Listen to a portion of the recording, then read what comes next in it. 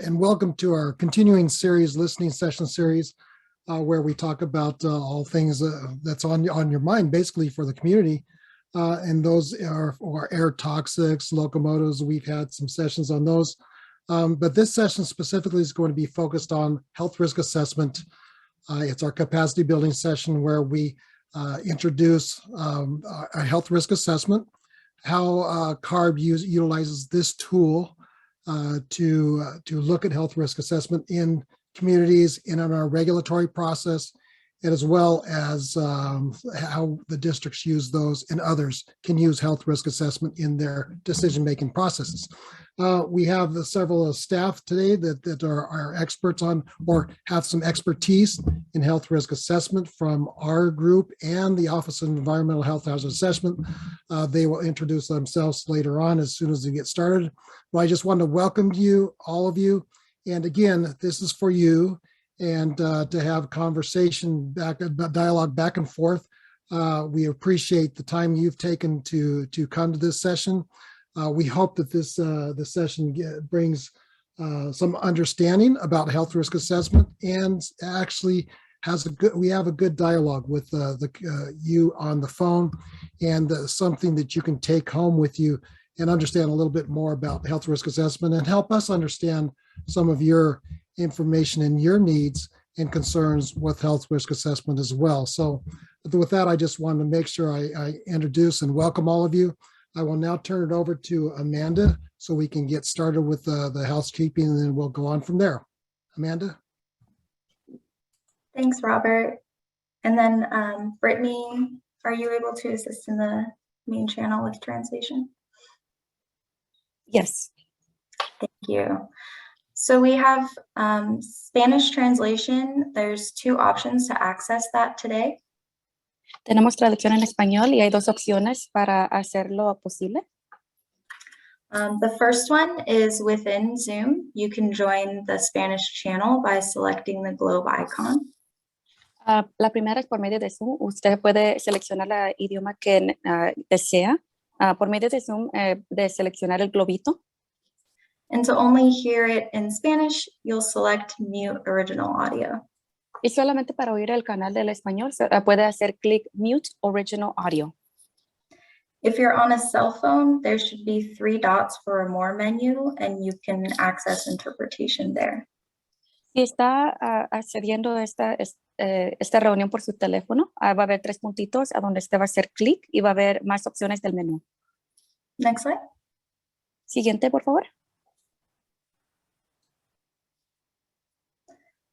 We also have a Spanish conference line. También tenemos una línea de conferencia en español solamente. Because if you're calling into the meeting, you won't be able to access the Zoom translation channel. Porque si está llamando para la reunión, no va a poder acceder el canal del español en Zoom. The number for that is 866-803-2146. El número de teléfono para esa línea de español es 866-803-2146. And the passcode is 1083550. Y el código para entrar y acceder a esa reunión por medio del teléfono es 108-3550. Are there any questions about how to access translation? ¿Tienen alguna pregunta de cómo acceder a la traducción?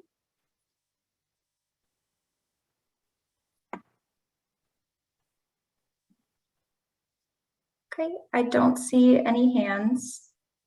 So I think, Brittany, we can go ahead and end sequential translation now. Thank you so much. Thank you. All right, so before we get started, I'm just going to run through a few quick notes on Zoom housekeeping. If we can, please make sure that we're muted just to avoid any disruptions. We do have it set to stay muted unless you're prompted by one of our hosts. But in case you become unmuted for whatever reason, please just pay attention to that. And then if you are representing an organization, if you can add that to your name. The way that you do that is by clicking the top right corner of your picture, and you have the option to rename yourself. Next slide. And then for mute and unmute, you should have the microphone at the bottom left of your screen or the top right if you're on your cell phone. If you're calling in today, you can mute and unmute by dialing *6. Next slide, please. And then that camera icon should be right next to the microphone. And we just encourage you to use your camera if you're comfortable today. Next slide. Lastly, we will be asking for participation throughout the meeting. So please feel free to raise your hand at any time if you have a question or a comment. And the way that you access that is by either clicking participants and then the raise hand option will be there. Or you'll also see it under reactions, depending on the version of Zoom that you have. If you're on the phone today, you can dial *9. Occasionally we have trouble with that feature, so we will check in periodically with our phone lines to see if there's any questions, and you can unmute yourself then. Next slide. And then for the chat feature, we have that open today. So please feel free to use the chat to ask any questions or make any comments. We'll be taking a look at that throughout the meeting. And you also can privately chat any of the hosts or co-hosts if you have a specific question.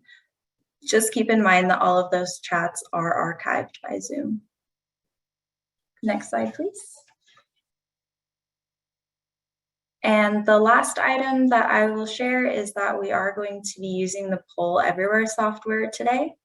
So we would like to do a test question to make sure that no one is having any trouble accessing it. We'll just be using it to poll throughout the day. And Crystal just put the instructions in the chat, but there's also instructions on this slide. So you can go to that link, pollev.com/home, and enter the username CrystalLaza824 to join. And just keep that open throughout the meeting. If you're not seeing a question pop up, you can refresh the page. Usually that fixes it. And then if you aren't able to use a web browser, you can also text that same username to 22333. And we can go ahead and stop sharing the slides, Crystal. And let's go ahead and test that Poll Everywhere so we can make sure that there are no issues with it. Can everybody see that question popping up? Okay. I'm just seeing a black screen, Amanda. Are you really? Yeah. It says Amanda Oh. has started sharing her screen. That's all it says. Yeah, it looks like my share screen is not working today. I'm so sorry. Okay, I'm back up. I will back you up. Thank you so much, Crystal. I appreciate it. It's question 1. And we did ask this question if you registered, so you might have already seen it. But we're just asking how much experience you have with health risk assessments. Can you see this okay? Mm-hmm. Okay. Is anybody having trouble accessing the Poll Everywhere?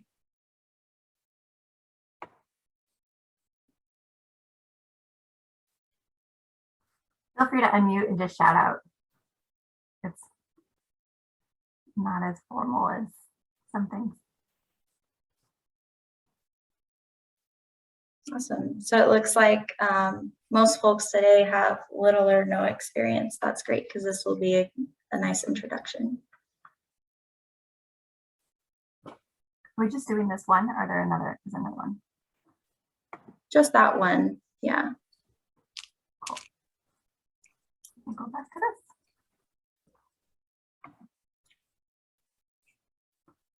And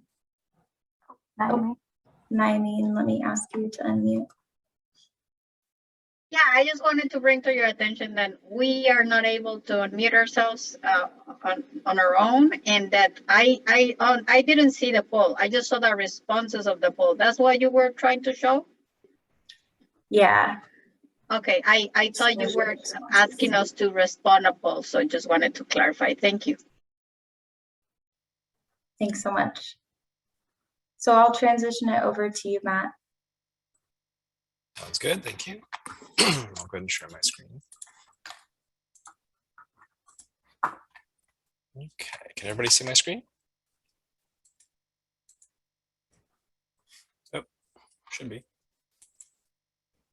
Can everyone see my screen? Yeah, we can see it. Excellent. Okay. Well, again, thank you for being here today, and welcome. Just wanted to go through some quick introductions. First, I'd like to introduce myself. My name is Matthew O'Donnell, and a little bit about my background. I've been in the air pollution regulatory world for about 17 years. The first 5 years of my career in air pollution regulation was with San Joaquin Valley Air Pollution Control District. I worked as a permit engineer for them. And then I joined the ARB about 12 years ago, and I worked in the enforcement division actually as an instructor. And for about 10 years, I taught classes of various kinds having to do with the technical aspects of stationary sources. And I also taught 2 classes on health risk assessment during that time. And then about 2 years ago, I joined the Transportation and Toxics Division as the manager of the exposure reduction section. And my staff and I conduct the health risk assessments that we use to support our regulations when we're developing new regulations within the Transportation and Toxics Division. So that's a little bit about me. You've already met Amanda, obviously, and Crystal. They've both been very helpful in putting this all together, and they are both acting as Zoom hosts and supporting this meeting. So I want to thank them very much for their help with this. There is a person who I'd like to also recognize and introduce who's not on this list. He's a member of my staff. His name is Stanley Armstrong, and Stan is responsible for writing all of the comment letters that we submit for the freight related projects in the Transportation and Toxics Division. If there are any CEQA questions that come up during this meeting that I can't answer, I'm sure Stan will be able to. So I just want to make you aware that he might be answering some of your questions. And then lastly, we're going to have a little bit of a presentation. John Boudreau of the Office of Environmental Health Hazard Assessment, or OEHA, has also joined us today. And he's going to be talking about OEHA's role in the creation of the health risk assessment guideline and how it was created in recent changes. Okay. Also, in the process of putting together this presentation, we reached out to a number of community advocates and asked for their input, and they very kindly shared their time and knowledge and input with us. So we'd like to recognize them for that help. We have Genevieve Amsalam, Tim Tyner, Taylor Thomas, LaDonna Williams, Jonathan Pruitt, Melissa Vargas, Joe Liu, Jane Williams, and Mark Abramowitz. And we're actually going to be, yes, you have a question? Sorry. And we also have a couple of short presentations that are going to be given by Genevieve and Joe Liu. So we have those coming up here in just a minute. So thank you again for taking your time to help us with this presentation. So assumptions, what I want to start off with is helping you to understand, first of all, why this particular presentation came about and what assumptions I made when I was putting it together. We have, as Robert mentioned, been having a number of listening sessions on various topics over the past few months. The typical format of those listening sessions has been a short introduction, and then a chance for everybody to ask questions and discuss anything they want to about the topic. In the process of doing that, one of the things that came up was that people in general, that the general public, wanted to know more about health risk assessment, and so asked us to host a listening session about health risk assessment. The issue is that health risk assessment is a rather technical and complex topic. So it really didn't fit that same format of a short introduction and then discussion. So we decided to change the format a little bit, which is why we're calling this a listening or a capacity building session rather than a listening session.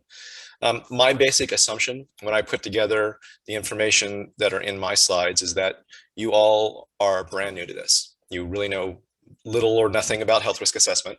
So if that's the case, great. That's where we're going to start. If you do know something about health risk assessment, and especially if you are familiar with how best to use it in the process of advocating on behalf of the communities, please feel free to speak up and share your knowledge as well.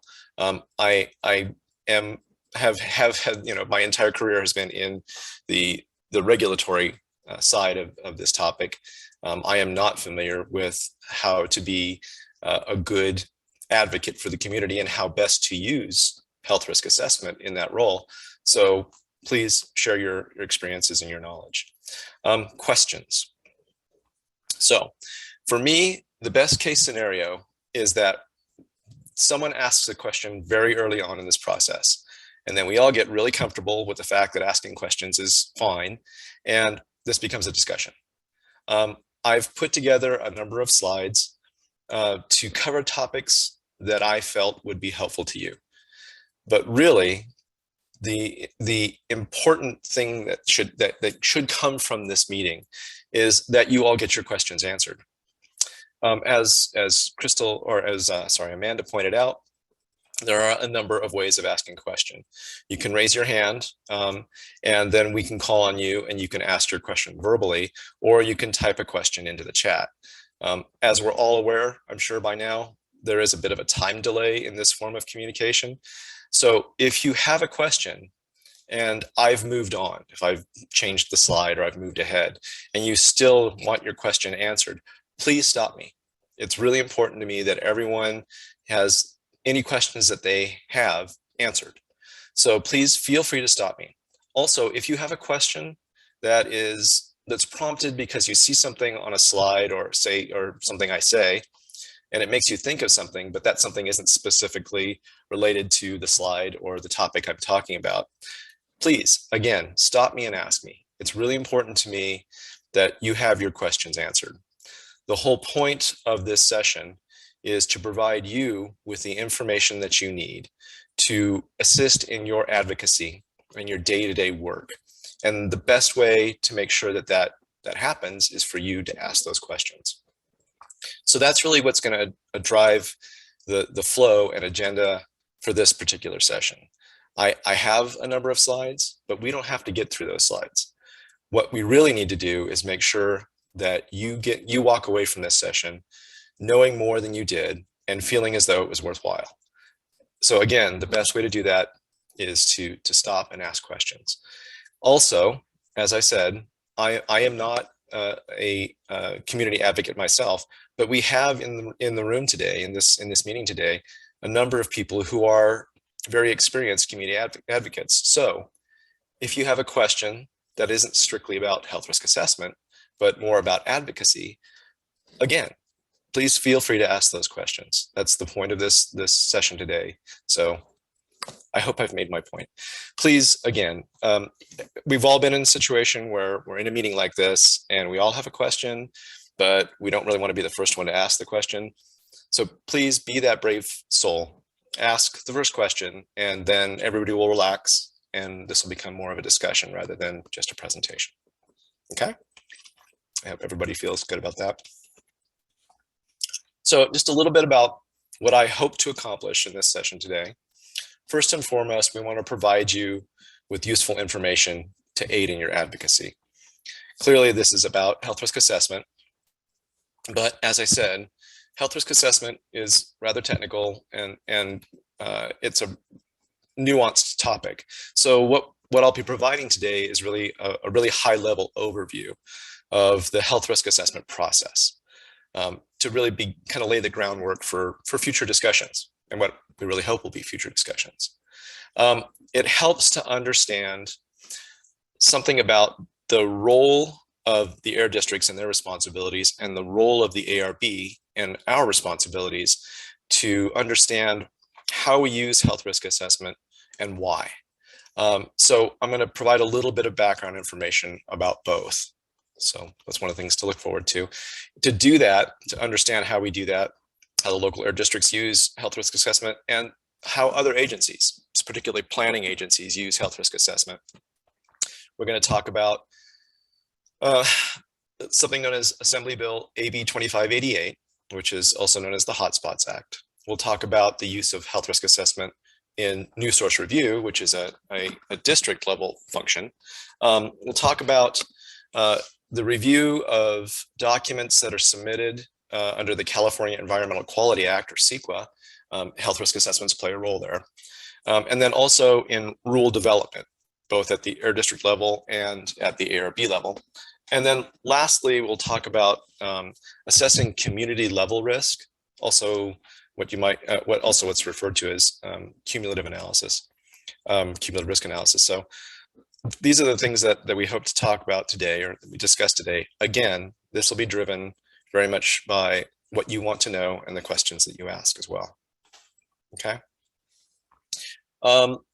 We'll be covering how HRAs can be used by community members and by advocates. And I was intending, when I put this presentation together, to go over a health risk assessment. I provided one as an example with the materials that went out.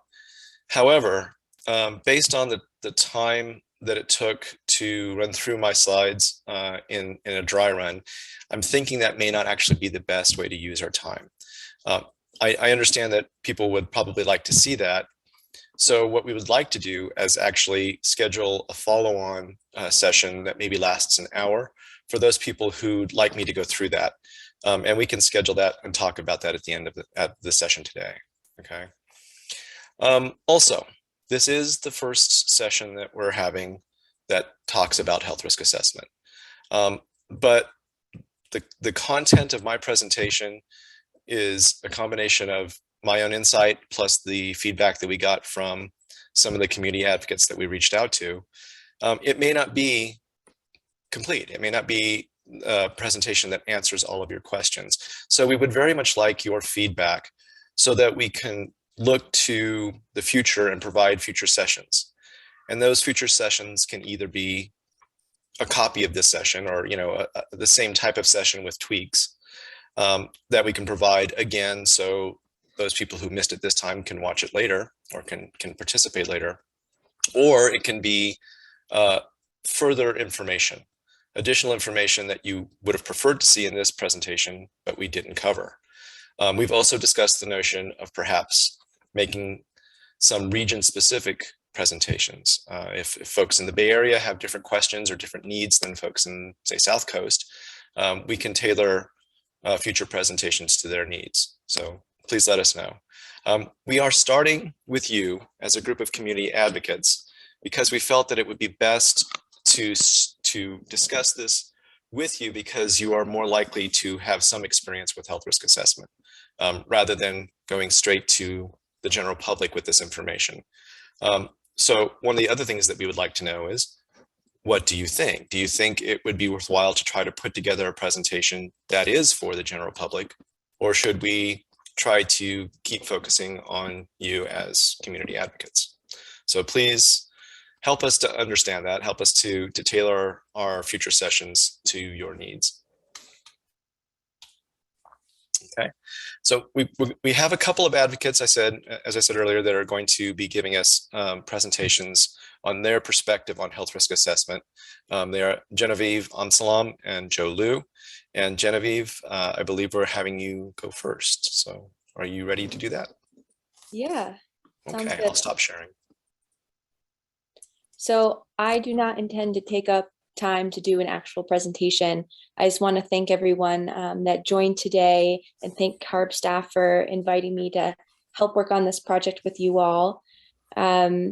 So my only role in helping prepare for this was to review materials ahead of time and try to ensure that they were accessible and useful for all the advocates on this call. I think my main piece of advice was to get rid of most of the mathematical equations and things that felt really over my head. But yeah, so that was the only role I played, and I am here to learn alongside all of you. I'm in that bucket of having little to no knowledge of HRAs. So excited to learn from CARB staff, from also Joe Liu, who's going to present after me. And yeah, we'll be with you all on this. So I'll pass it back. Thank you. Joe, are you ready? I think you may be muted. The button just moved when I started sharing my screen. So I assume you can hear me now. Yes. It's funny, Genevieve, I never think of you of not knowing anything. You're one of the wisest people I know.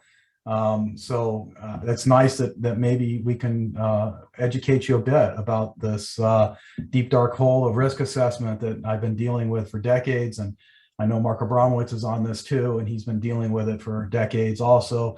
I will start off with this pathetic attempt of a joke, which I have to say, I didn't make up, I stole from somebody else. A mathematician, a philosopher, and a risk assessor walk into a refinery, and what happens? The refinery operator says, what's 2 + 2? And the mathematician says, well, it's 4, of course. And the philosopher says, my dog's very excited over there. Maybe he likes this joke. The philosopher says, well, it depends on what you mean by 2 and plus. And the risk assessor says, shut the door and tell me what you think it's supposed to mean. And the refinery operator hires the risk assessor, of course. But that's just to start us off a little bit, so you know where I'm coming from. I'm very critical of the use of risk assessments. I don't think that there are absolutely no such thing as a good risk assessment. And in fact, what OEHA does is a lot of really good work trying to figure out dose-response relationships from exposure to toxics and use that in risk assessments. And some of that's really good work. And I thank them and the Air Resources Board for putting this together, because I hope it's going to be really useful. It's very important for communities to understand how risk assessments are used and what role they play in the decision-making processes. And I really do appreciate all the effort that went in preparation of this, the good process that you did in terms of reaching out and responding when, you know, I sent off alarms and Mark and Jane and I chewed your ear off for a long time about our concerns. And, you know, so I am thanking you for doing this. And I think it is important that communities understand and have capacity to deal with health risk assessments when they confront them. However, risk assessments, from my perspective, basically are worse than useless. And that is because they're not based on solid science. They're used to justify the status quo and to allow polluters to expand operations and exacerbate environmental justice problems in our most polluted communities.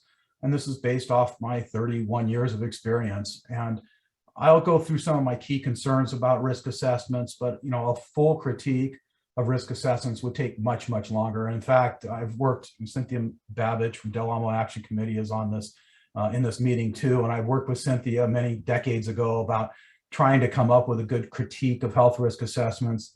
And I actually thought at the time of maybe teaching a course, a semester-long course on the problems and uses of health risk assessments and the health risk assessment and risk management paradigm. Never got around to it, but just suffice it to say that it would take a really long time to go through this in any great detail. But my basic advice to community advocates is be really skeptical whenever you're confronting the use of health risk assessments and making decisions about whether people are going to pollute in your community. And that's because of the faults and the problems with health risk assessments and how they're used in communities. As an alternative to health risk assessments, I would advise you to demand that polluters eliminate the hazard of potential emissions and releases of pollutants in your community, and to focus on the actual releases and emission inventories to reduce those emissions. That's a lot easier thing to do than to actually overcome the burden of proof that is health risk assessments. And let me go through this continuum, which I think of as a continuum that has increasingly difficult burdens of proof that community members confront when they're dealing with polluters. The first is the hazard, the potential to emit or to pollute in a community. And this is always the first line of defense for polluters. They'll come in and say, oh, you know, we don't release anything in your community. There's nothing there. And then you find out that there actually are emissions or going on in that community. And then they go to their second line of defense, which is, oh, well, we have some emissions and some releases of pollutants, but you know, it's not too much, and it's not enough to do any damage. And in fact, you're not even exposed. And so then you have to prove that you've been exposed to those pollutants.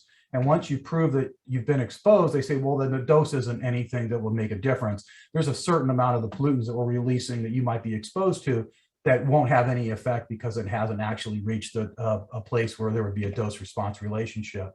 And if you show that actually there has been a dose to the community, then they say, well, you need to do a health risk assessment to show that this is, you know, an acceptable amount of risk being taken by our pollutants. And then finally, even if you show that you've been exposed and there have been health risks, they'll say that there haven't been any adverse health outcomes. And I've seen this happen time and time again, coming from these communities and these polluters in these communities dealing with the use of this continuum of burden of proof. And it's a burden of proof that is so impossible to overcome that not even, and for these people on the call, they're not going to get this, but not even very strong naked men rolling boulders uphill can deal with the burden of proof when it comes to health risk assessments or having to prove that there's actually physical harm done in a community. So I'm not the only one who's been critical of risk assessments. Nixon's EPA administrator, William Ruckelshaus, made a very famous quote about risk assessment, saying that we should remember that risk assessment data can be like the captured spy. If you torture enough, it'll tell you anything you want to know. And that's one of the fundamental problems is that you can have half a dozen risk assessors take a look at the very same scenario, the very same exposure and emissions data, and the very same, you know, dose response relationship data, and come up with 6 different answers. It's not really a matter of science and rigor. It's a matter of a lot of assumptions going on in any one of these risk assessments. And part of the assumptions have to do with what we know and what we don't know. I don't think that I ever agreed with anything that Donald Rumsfeld ever said, except for this. And he said that there are things we know and things that we don't know. And of those things that we don't know, there are things we know we don't know, and there's things we don't know that we don't know, which is, I think, a very useful insight when it comes to risk assessments. Because when it comes to just focusing on, I mean, let alone the things that we don't know that we discover sometimes, and risk assessments happen with the science of health and exposure. I mean, those things are happening all the time. But what we know that we don't know is that there are tens of thousands of pollutants in the world, and there are at least 8 toxicological endpoints. And if you think of this as a matrix that has to be considered when doing a health risk assessment, you have to look at all the pollutants involved, and you have to look at all the toxicological endpoints, which include things like cancer and reproductive events, developmental toxicity, genetic toxicity, neurotoxicity. And I know I'm talking way too fast for the 2 interpreters, but I was only given 5 minutes. Immunotoxicity, endocrine disruption, and respiratory toxicity. All of these are toxicological endpoints that have to be considered. So if you have thousands of chemicals on one side of the matrix, and across the top you have these 8 toxicological endpoints, you need to know everything about every box. And we don't. We simply do not know. And we know a few things about a few of the pollutants, but we don't know every one of them. And we know almost nothing about synergistic and cumulative impacts, which draws into question why we use risk assessments at all. But I'm not the only one that's even admitting that we're not using all these toxicological endpoints. In fact, I just came across this a couple of days ago that even ARB is now looking at their own analyses that they're doing for their regulatory programs and saying, wait a minute, we're not considering enough of the toxicological endpoints. They just held a workshop on it, and they're taking a look at the ones that they should add right away, and some that they should add in the future. things that I thought they were actually considering, like asthma symptoms and exacerbation, which is a pretty fundamental one when you're dealing with air pollution exposures, but they're not considering these things in their rulemaking processes, and they're going to start, which is a great upgrade. However, it doesn't get us where we need to go. And we also have to remember that by and large, ARB is not a permitting agency. That goes down to the local air districts that issue permits. So this development of looking at new toxicological endpoints is for regulatory decisions about, what the cost is and what the benefits are from developing new regulations. Let me see where I am in all of this. So it boils down to looking at health risk assessments and saying, really, are they science? Because they are talked about as science, and they're given this patina of legitimacy by agencies, but by polluters and polluter contractors to say that, these are scientific findings, and too much certainty and too many assumptions go into them. And if they're not science, then that means that they're really policy decisions based on preferences. And I can tell you, just based on the people here today with us, Cynthia Babbage from Del Amo Action Committee, the Environmental Protection Agency, does a risk assessment and says, oh, we're perfectly fine with your community living on top of hazardous materials, vapors, and contaminated groundwater for hundreds of years, because the risk assessments say it's okay. And also for Taylor Thomas, who's with us today from East Yard Communities for Environmental Justice, when the Air Resources Board took a look at what the rail yards, the risk from the rail yards were presenting, instead of actually applying the standard protective levels of 1 in a million cancer risk to maybe up to 100 in a million cancer risk, depending, they said, well, we're going to implement programs to reduce the risk by 85%, leaving in place risks that are much higher than 100 in a million, because it was just impractical. And it was to do anything other than that while allowing these rail companies to continue to operate in commerce the way that they're operating, instead of having them clean up their work. So if it's not science, then it's policy. Another way to frame it, as Dr. John Goffman framed it, as premeditated random murder. Dr. John Goffman, a very insightful academic who spent most of his life trying to deal with the risks of exposure to radiation, said that, what it's basically boiled down to is that we're doing risk assessments or risk benefit analyses to figure out how much, we're willing to allow people to die for the economic benefits of others. And, while it's called risk benefit, he calls it premeditated random murder. That's just a different way of looking at this and a different way of framing it, because in the end, I think there's better ways of making decisions about what polluters are allowed to do, when they're allowed to do it, and how you deal with it. I think you have to look at alternatives to risk assessment in order to do that. So one of the questions is, if there are all these problems with risk assessments, why do we keep using them? When I say we, then I'm talking about the agencies. And I don't know if you guys know how monkey traps work, but a monkey trap is when you put a banana in a jar, the monkey reaches in and grabs the banana, but then won't release the banana to free itself.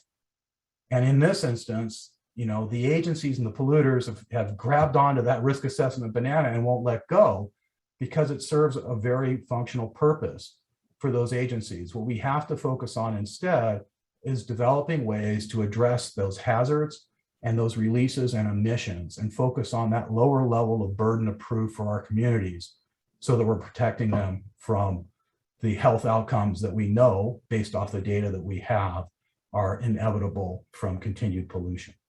So again, thank you for the opportunity to offer my critique of health risk assessment. There's much more to it. I'm happy to go into more details at some other time, but I really do appreciate the opportunity to make this presentation today.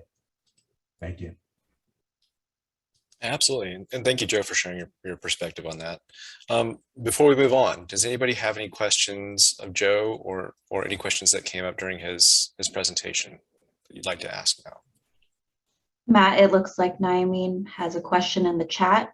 Okay. Which agencies have to do health risk assessments? So health risk assessments are required for a number of different reasons. Districts conduct health risk assessments, and when we're talking about health risk assessments, and we're going to be talking about this here shortly. In fact, you know what? I'm going to go ahead and start sharing my screen because this is a perfect segue into what I'm going to say next. Okay. Okay, is everybody seeing my screen? Okay, great.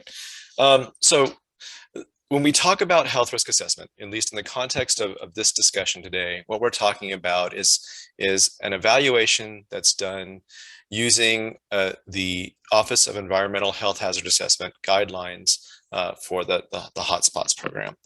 So it's a very specific type of analysis. That type of analysis using the OEHA guideline is conducted for demonstrating compliance with AB 2588, which is the Hotspots program. It's also used by air districts, some air districts at least, when demonstrating sort of further compliance with AB 2588, but doing it through the new source review process in the process of issuing a permit. And it's used by us when we are demonstrating the benefits of a proposed regulation, so we can demonstrate, you know, current state of affairs and reductions that would result from implementation of our regulations.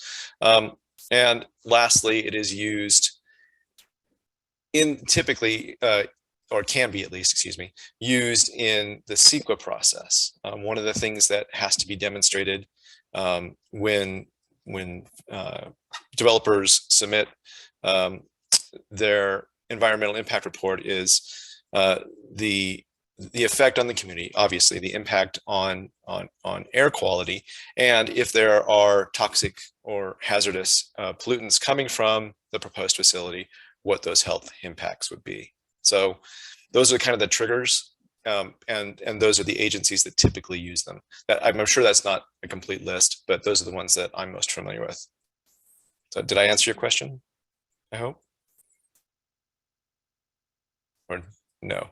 Yes, no? Okay, great. Let me know if you would like me to, you know, explain that more.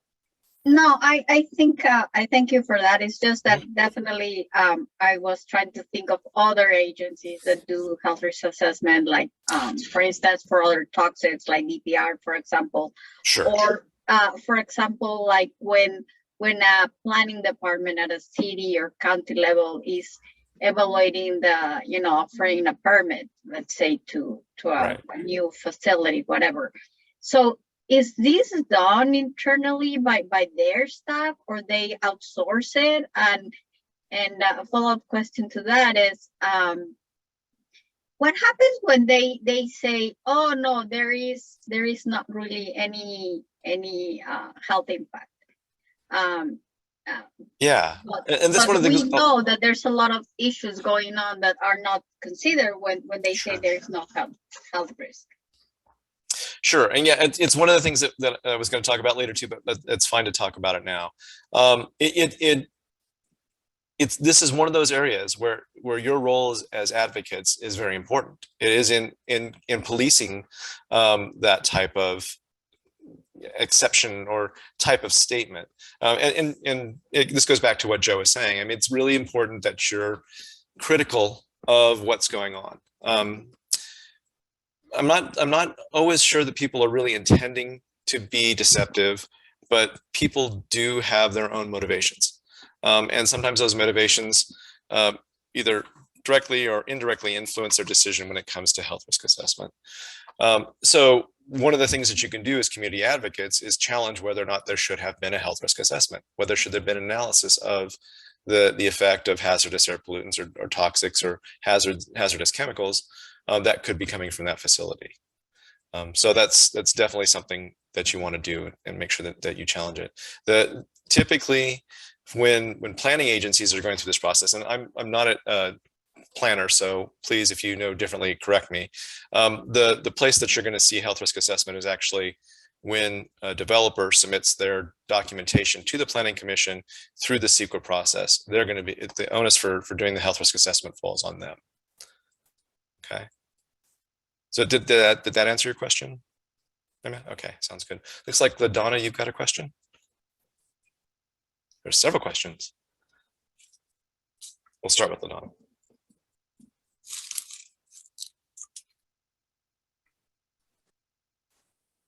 Okay, I think it's allowing me now, right? Yeah, I can hear you. Okay, yes, hi, good evening.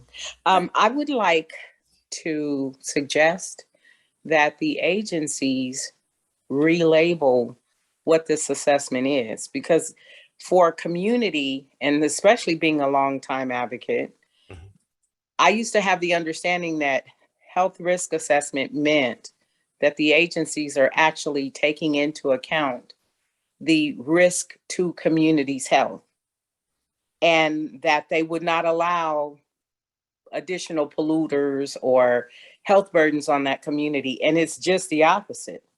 It in fact allows polluters and emitters in our communities, and particularly those that are already disadvantaged and overburdened and literally dying.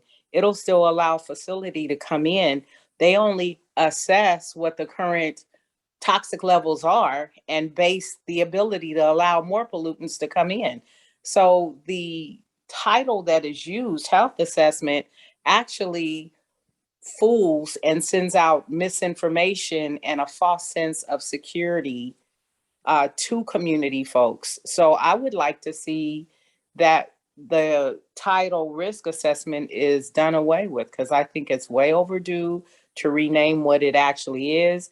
And if we don't do that, then it continues to, in my opinion, I know you said that many times it's not on purpose, but in fact, when we peel back the layers, a lot of these issues have been, or these health assessments are done on purpose to fool the community, and it's worked for a long time. So I think it's time to do away with that term risk health assessment and replace it with something that accurately more reflects what is allowed. Okay. Well, thank you. Yeah, I don't know that I can directly answer your statement, but I appreciate your input. And there are other people on this call that are certainly are this session that are listening to your concerns. So thank you. Okay. Now we have a couple other hands. We have a hand raised by Jane Williams. I'm going to go ahead and ask her to unmute. Yeah, this is We can hear you, Jane. You guys can hear me, yeah. So, I mean, yeah, I think it's really time that the agency, really come to grips with the fact that these risk assessments they're political documents. They're not scientific documents.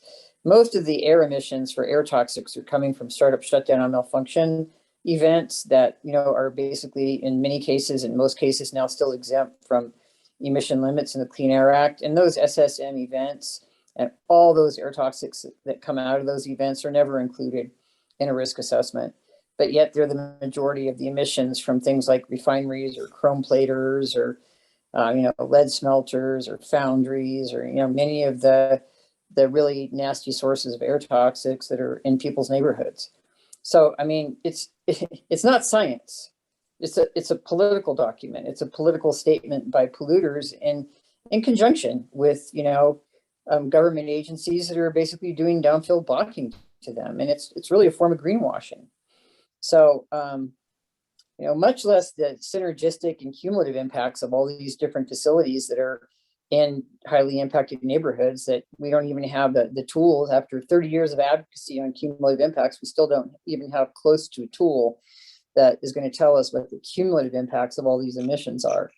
So it's really hard, to sit and listen to CARB or any of the, KEPCOA or any of the district staff talk about risk assessments and anything that looks like science. And you guys are you're trying to make it look like science, but it's not. They're political statements, and they make a very clear statement to environmental justice communities about whose side government is on.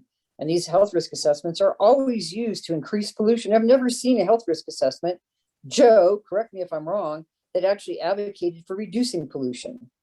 right? I mean, at least on the permitting side, they're always like, oh yeah, no, it's fine to add this other, lead acid battery manufacturing facility here in South Central. See, the risk is just not that bad. So, maybe you guys can counteract my statements at CARB and say, oh, we use it in the regulatory scheme to say, oh, there's too much hexchrome coming out of the cement plant and they've got to reduce it and we're going to make them do it. But that's not usually what we see on the ground in these communities. Risk assessments are always used to increase pollution, very rarely to decrease pollution. So thanks for listening. I appreciate the opportunity. Of course, yeah. Joe, did you have something you want to say too? Yeah, thank you for that. I mean, because LaDonna reminded me of something, and Yaman reminded me of something, and Jane reminded me of something. So I want to add to what I've already said by saying that when it comes to CEQA and the California Environmental Quality Act, the pollution that already exists in our environmental justice communities at the time a decision is made is considered background. And whatever is added to that is assessed in the risk, and no one pays attention to the already existing conditions. It's considered accepted and background. And that's really a big problem, not only with risk assessments, but with CEQA too. And so, Nyaman, when you mentioned, or actually, I forget, maybe it was, now I'm getting Donna mixed up with Nyaman. I think Nyaman, the thing that you said that reminded me of something that people need to understand is when it comes to these permits and when it comes to compliance, what is going on, the way that it's structured, it's not that you were having the unbiased, neutral regulators who are tasked with protecting public health conducting these risk assessments. That's not what's going on. What's going on is that the polluters hire consulting firms who know that their next job is dependent upon the results of their health risk assessment. They throw in 100 different assumptions about what's going on in the scenarios where they assess the risk. And then the burden falls on some poor guy, lower level guy at some agency in a cubicle, trying to figure out whether or not those assumptions were proper or wrong. And then that just reminds me, I was on the governing board at South Coast AQMD for 12 years. And again, another thing that happened right there in, East Yard Communities for Environmental Justice's community that Taylor represents is, with Exide. With Exide, there was a health risk assessment. That health risk assessment said, no problem, right? And then all of a sudden, it wasn't because the consultant disclosed this, but AQMD happened upon the fact that the emissions that were being measured from the stacks were missing vaporized arsenic emissions that were then cooling off and dropping all over the community from Southeast Los Angeles all the way down to Palos Verdes with an unacceptable level of risk from arsenic exposure. That took decades to even come to the fore. And the assumptions that wasn't happening and the inability to figure out that was happening was quite an embarrassment to South Coast AQMD. But once they did figure it out, then they finally started taking real action against the facility. But they didn't have that information. And all along, the best alternative was, let's find another way to recycle our batteries than in a low-income community of color in Southeast Los Angeles that is already completely overburdened. So anyway, that's the couple of things from that conversation that I thought was important to let people know. Okay. Well, thank you. I appreciate that. Not that I'm trying to curtail conversation, but we're already an hour into the presentation. I'm on my really first slide. So give me a moment. I'm sure we'll be talking some about this. I do want to get some of this information out there. It may be important that we only present part of what I have here today, and then we can go back to this discussion. I think it's a valuable discussion. So I just want to start with sort of the what, when, how of health risk assessment. Again, going back to what I said earlier, when we talk about health risk assessment, specifically for this conversation, we're talking about one that's conducted per the OEHA guidelines, which spells out just exactly how it has to be done. It is a tool, and as Joe and Jane have pointed out already, it's a tool that has limitations. That I think is probably the most delicate way to put it. But it is a tool, and it's a tool to estimate risk from exposure to hazardous chemicals or toxic air contaminants.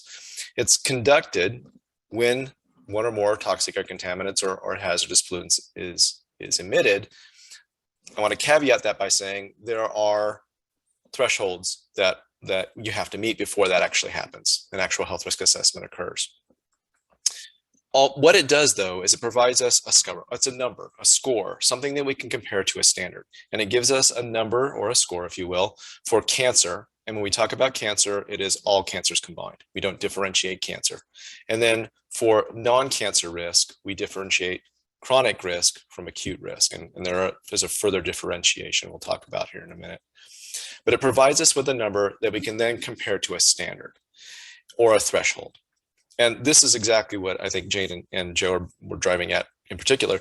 And that is that if you demonstrate that number is below that threshold value, no further action is really required. If you exceed that value, further action is required to reduce risk from this particular facility or this particular operation. And as with any tool, it can be misused. If it's used properly, it gives us a number that we can use that has some value. But it can also be misused, and it can be misused intentionally and unintentionally. And it's only as good as the information that you put into it. One of the things that we say at the ARB is garbage in, garbage out. Joe is correct that there are a lot of assumptions that go into a health risk assessment. You do your best as an assessor to provide the best assumptions, but they are assumptions in the end. We'll talk about that here in a minute too.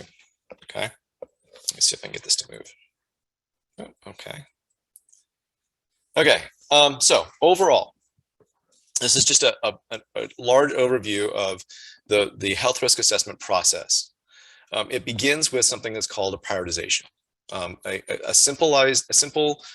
simplified calculation is done to generate a number that indicates whether or not you have to go further in the process. The reason for this is that if there is a facility who is genuinely not releasing that many releasing hazardous pollutants that are below a level that doesn't really need further scrutiny, we want to make sure that they don't have to go through the process of doing a full-blown refined health risk assessment.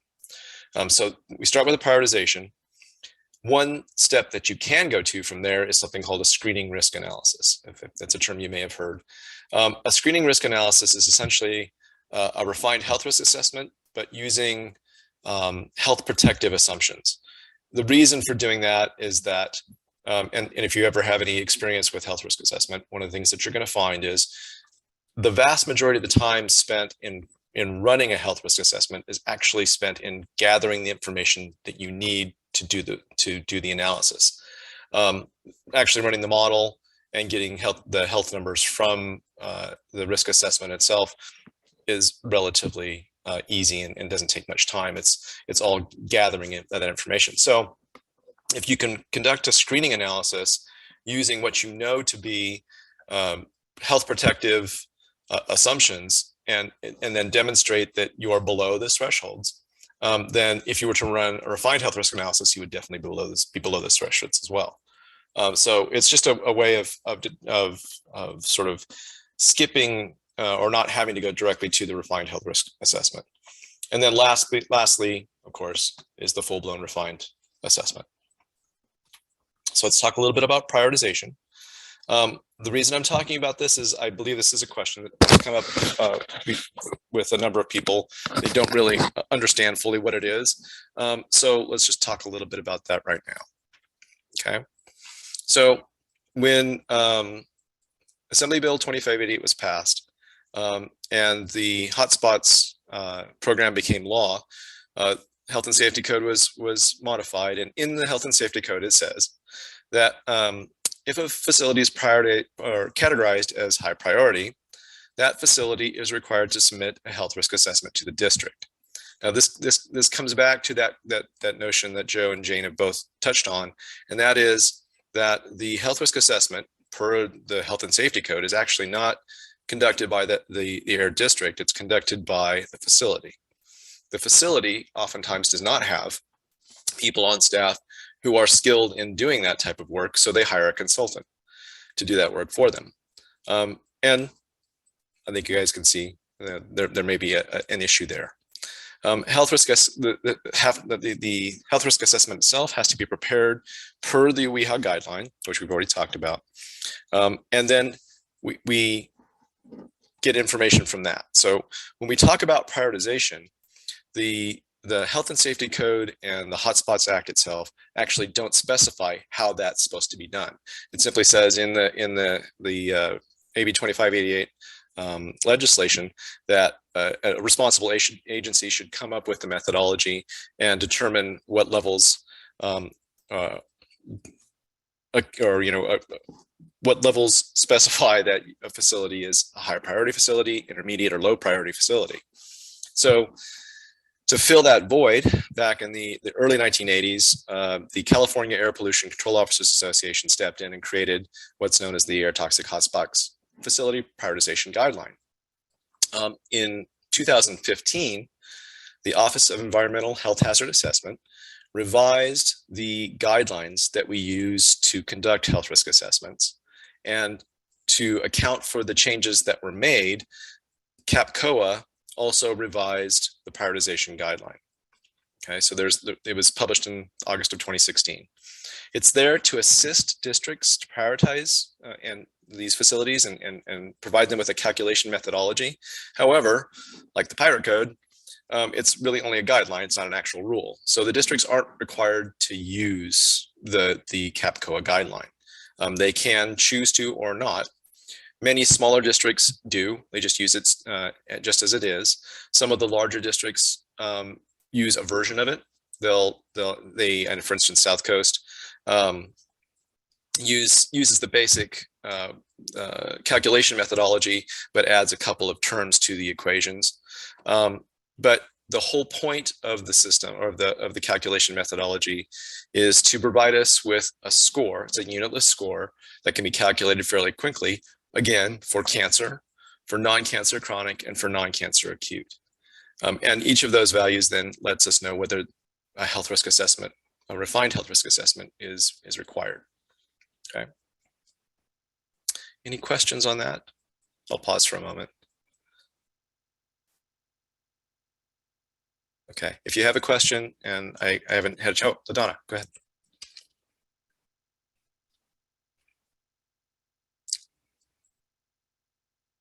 Looks like LaDonna has her hand up.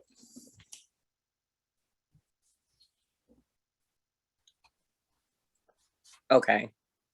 So there's a long delay. It's like you have to keep hitting it to get unmute.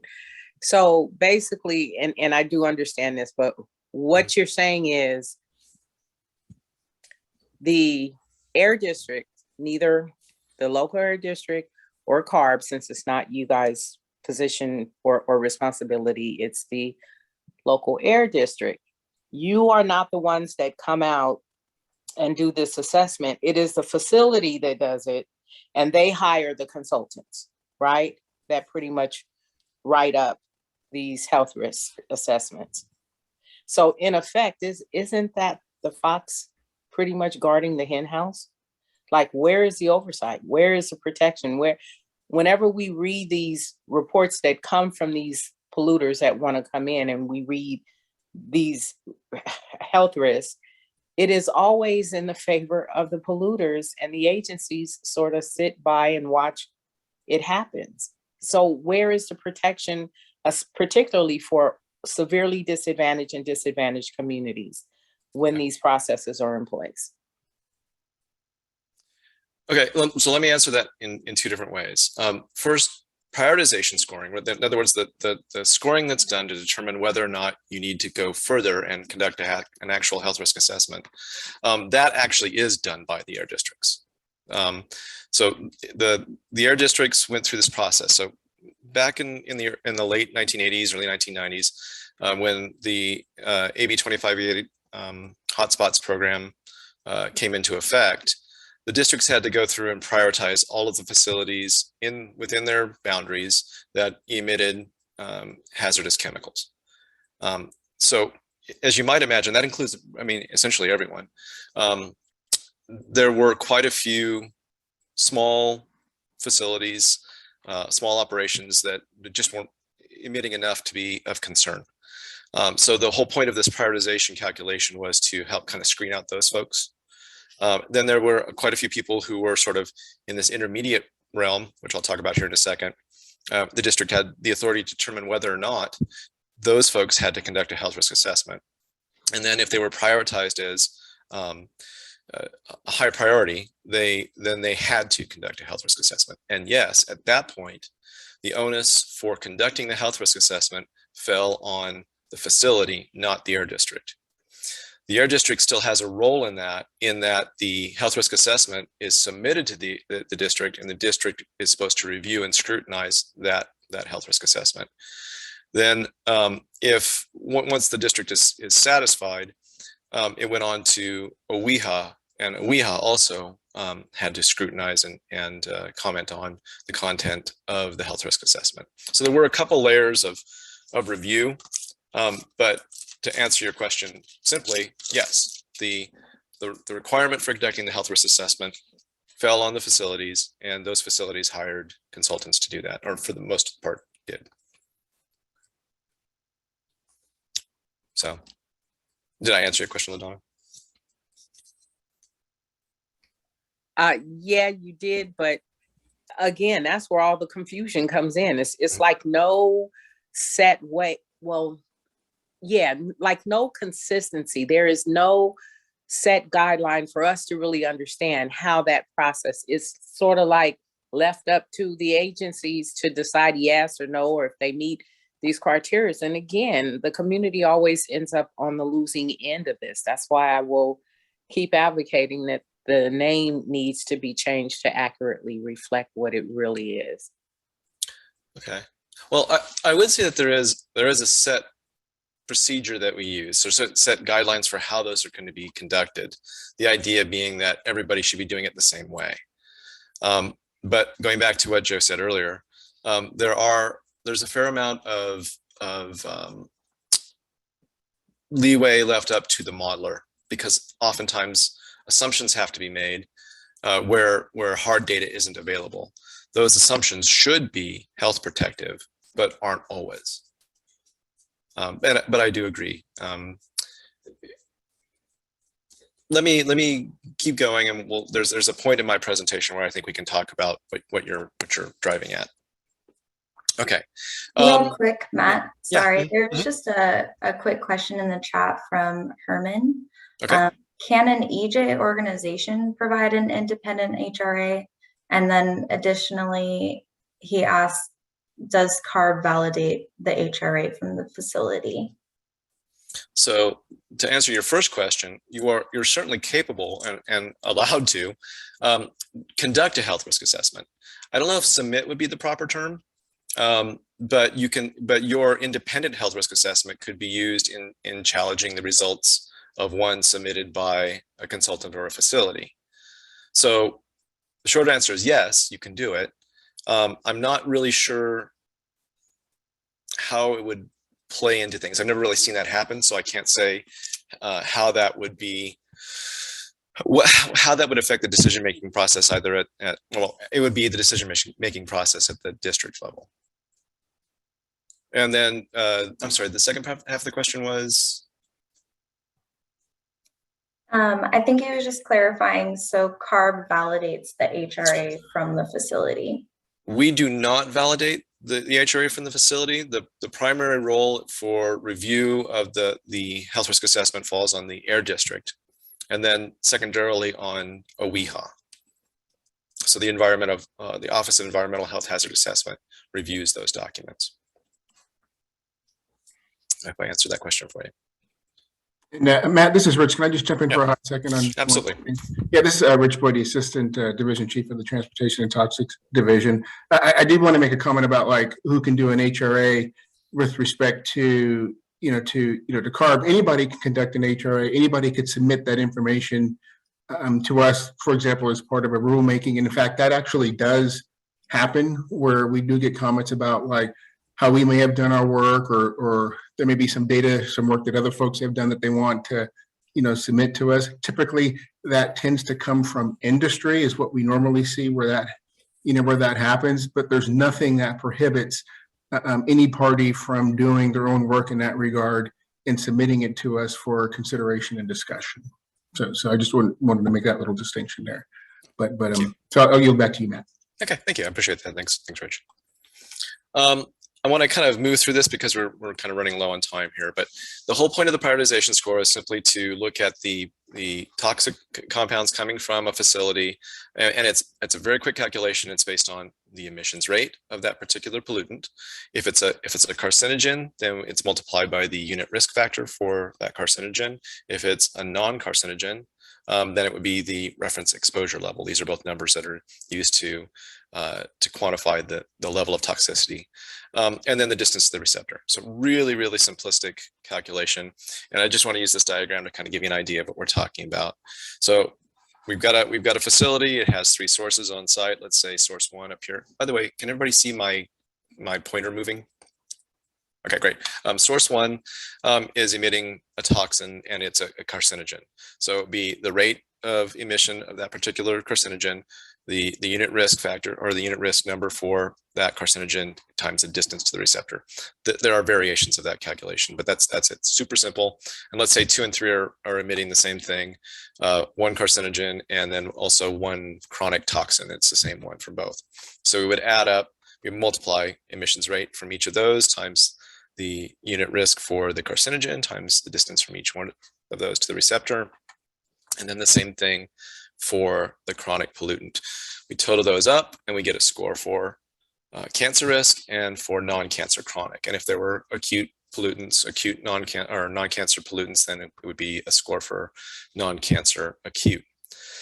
Then we compare that to a standard. Okay, this is where we come to that standard. Within the CAPCOA guidelines, it specifies these levels. Again, the CAPCOA guideline is just a guideline. Districts don't have to use these numbers. Most do, but some choose to change this upper level, this upper bound. So basically anything where you have a facility, and this is a facility-wide score.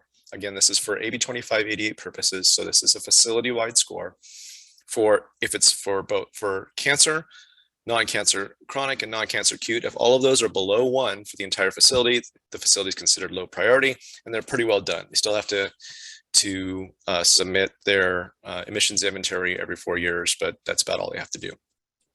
If they fall in that range between 1 and less than 10, then they're considered intermediate, and it's up to the district whether or not that facility has to go further and do a refined health risk assessment. And if they are at or above 10, then they have to. It's considered a high priority facility. Again, the districts have some leeway in determining those numbers. Okay, so this is just to determine whether or not we need to go further to conduct a refined health risk assessment.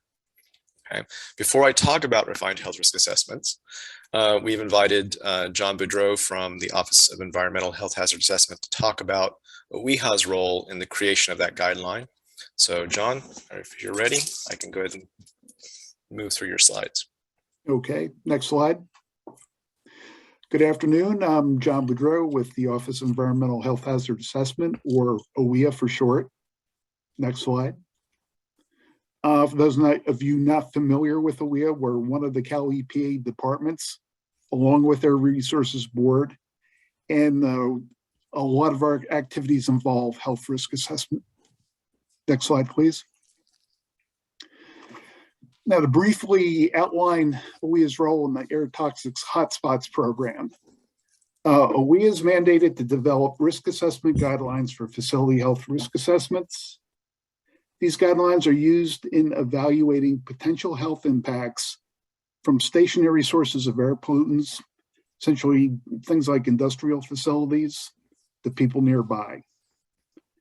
And these risk assessments include estimating cancer risk and non-cancer health hazards from exposure to chemicals emitted by facilities. And then also OWIA reviews facility health risk assessments when requested by the air districts. Next slide, please. Now, to implement this, OWIA authored a number of technical support documents and a set of guidelines documents. So in general, the process of adopting these documents were we consulted with CARB and CAPCOA. The documents went out for public review and were peer reviewed by the scientific review panel. Subsequently, OWIA adopted in 2008 the derivation of non-cancer reference exposure levels technical support document, or TSD. And this TSD describes the non-cancer risk assessment methods used in the Hotspots program, and also lists the chemical health values designated as reference exposure levels, or RELs, that have been developed using that methodology. In 2009, we adopted the Cancer Potency Factors TSD. This document contains the cancer risk assessment methodology and cancer potency factors developed using that methodology. And then in 2012, we released the Exposure Assessment and Stochastic Analysis TSD. This document contains methods for determining resident and off-site worker exposures. Next slide, please. Finally, in 2015, we released the Guidance Manual for the Preparation of Health Risk Assessments. This document includes age sensitivity factors, or ASFs, that constitute cancer risk adjustments for infants and children. And basically, the Guidance Manual combines the information from the 3 TSDs into a user manual for conducting health risk assessments. And that concludes my presentation. Okay, thank you, John. I appreciate it. Are there any questions for John before we move on? Okay. Well, if you do have a question, Matt? feel free to. Yeah. We do have a few questions to be addressed in the chat. Okay. Should I go ahead and start? Okay, so we got a couple questions from Cynthia earlier. She asked, how does precautionary measures play a role in assessment numbers game? Her community will never trust risk assessments, they lie. What is the other options you can use to look at risk? I'm not sure what is meant by precautionary measures. Cynthia, That's like the wrong answer. You should definitely know about precautionary measures. So, when you don't have scientific data to base your decisions on, then you should err on the side of precaution, protecting the public. That's very alarming to me that you do not know. Well, I think we do, in fact, do that. I think we've just used a different term. I hadn't heard that particular term before. Health protective assumptions and health protective analysis, and the way that I've typically referred to it myself in the past. But perhaps you could expand a bit more on your question. Is there something more that I can answer? Basically, what I don't know that you can. I appreciate that you guys are trying awfully hard, but I think it really comes down to the fact that the community leaders that have been around for a while don't have any faith in this tool that you're trying to use or modify or adjust. And what I personally would like to know is, what can I do to help the agency find a different way that really gets at the risks that we are bearing in the communities? Because as you know, this has been going on for decades. And, if people have a pie chart on us, I'm 62, I'm not going to live as long as the toxic waste that's under my community that people think is okay to be there. So I am very interested in helping you and others come up with a real way to look at risk, one that's fair. And if you guys aren't into it, then you should be really honest about it. And most of us will keep doing what we can to, make things better. So I know you think you're here for us, but some of us think we're here for you to No, I help agree. you Yeah. turn the page. And I agree. Yeah. It's really very scary. Well, okay. No, I do agree with you. I mean, the point of having this conversation, the point of this session today is not just for us to talk to you. We're simply driving the conversation through this presentation, but that wasn't the intent. The intent is to get your feedback as well. And in point of fact, several of the other community advocates that we spoke with prior to this session expressed the same concern, that the tool that we're using doesn't go as far as you would like it to go, and doesn't do what you would like it to do. I mean, I don't know, John, if you want to speak to this topic at all. If not, I got a thought or two, and then Rich too, but John. Just to say that the idea of cumulative impacts, we as interested in it, we're continually looking for ways to address that. Problem is, it's not an easy topic to address, and it's of note that even US EPA has not really come to terms itself, for example, with how to address cumulative impacts. And they're a much larger agency, quite frankly, with much greater resources. So it's nothing that's easily, everybody's interested in it, but it's not, nobody's quite there with it yet. Okay. Any response to that, Cynthia? Or I'm sorry, you're muted. Yeah, I was trying to unmute. So, you know, I guess my response is, you know, the same one that I always have. If you are not willing to put a moratorium on added pollution factors in our communities, which I haven't heard anybody willing to do that, then you need to have a different tool, because what happens is people just keep doing the same thing and nobody is recognizing how overburdened we are. We've been overburdened for a long time, and maybe, you know, 20 years ago it was a little bit hard to see, but now, I mean, you see it, you smell it, you taste it. And so what we are willing to give people time to figure out a better process, but in the meantime, you can't just keep allowing more and more and more impacts to enter into our community's, you know, health system without doing anything about it. And that's where we are beside ourselves. I'm trying to be very patient. It's the end of the day. I want to be a respectful person, but this is like very upsetting. It's like you have my mentors on this call, people I've learned from, and we're going to keep teaching each other. And so, you know, I could just go on and on. I don't want to ramble, but the tool's not right. The process isn't right. We're not being protected. It doesn't matter how many laws. My community right now has 5 environmental justice laws that have been put into place, including AB 617 to protect us. And yet we're getting warehouses, you know, we're not getting any relief.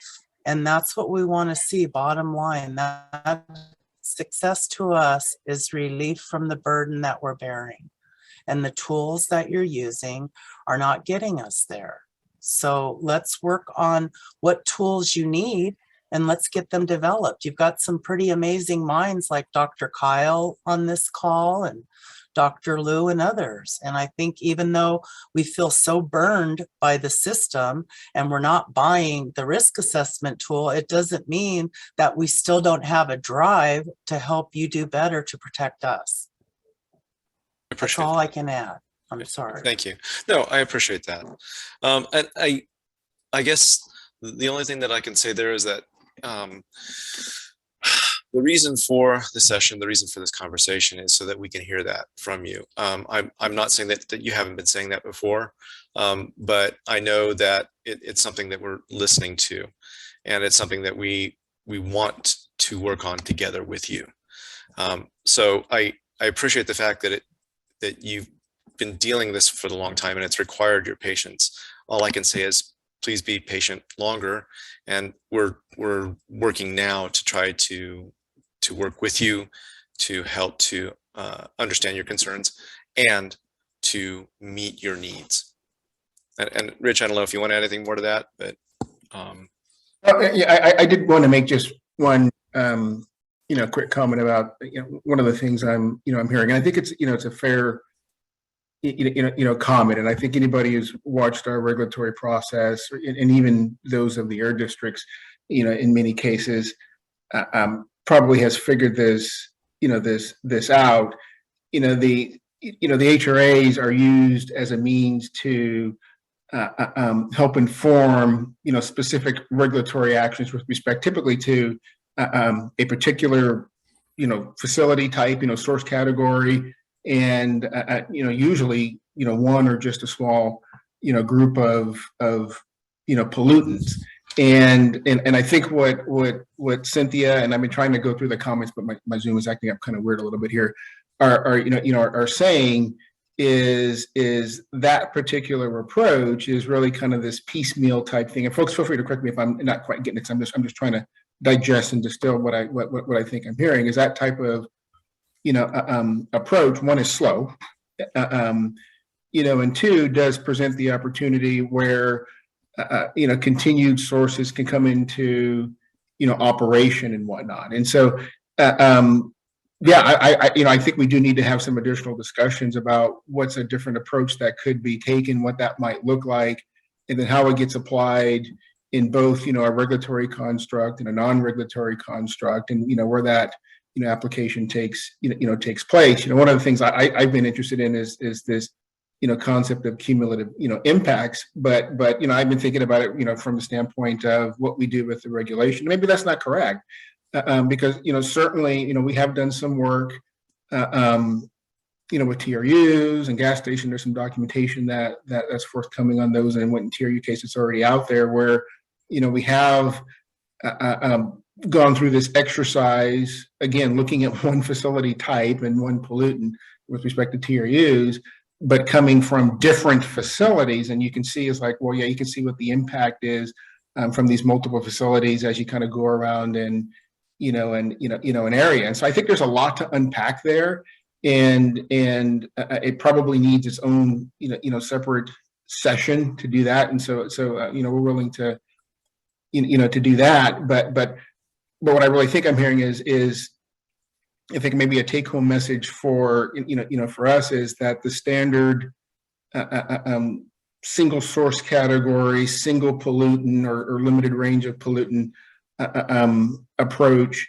is not really what folks are interested in. They're interested in an approach that really puts more of a, I don't know what the right word is. It really kind of looks at the community as a whole and then provides information that can be used to impact what actually gets built in that area, what emissions actually, occur. And that's a different type of approach. And I think it raises some other questions because I don't, with respect to authority and whatnot. But I think still a worthwhile discussion to have just to make sure that we understand that. But so I'm just trying to keep that short because I know Matt has a few more things that he wants to go through. But I'm intrigued by the discussion. I do want to dive into it some more.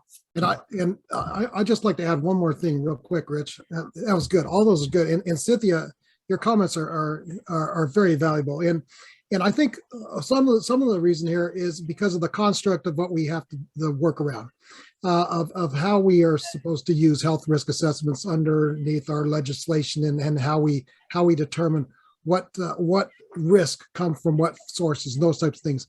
A couple of comments I just saw flash up on the chat section, and Cynthia, you mentioned too. You mentioned, we know of these sources. We know of some of these facilities who are emitting toxics that are of great concern. Those types of things. Those types of things are things that we need to know as well. You know these sources. You know where they are, and if you do know these emissions of the toxics and the potentials for exposures to some of these facilities, regardless of how we're doing these health risk assessments, those types of things, if you know that kind of information right away, that's something that we need to be aware of as well from the state level. and I'm sure the local level as well, but definitely from the state level, from CARB, we need to know about these sources as well, so we can look more into these things. That's even separate from the health risk assessment process. But thank you. Okay, thank you, Robert. Looks like we may have another question, at least one.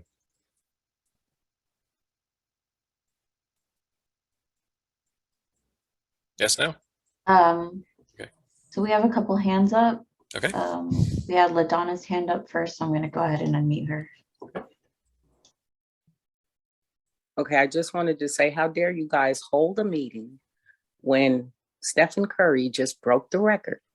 So, you know, we want to scream and holler here, but we can't. So keeping true to form. My concern is with OEHA's mapping process. We've noticed with this 4.0, historic,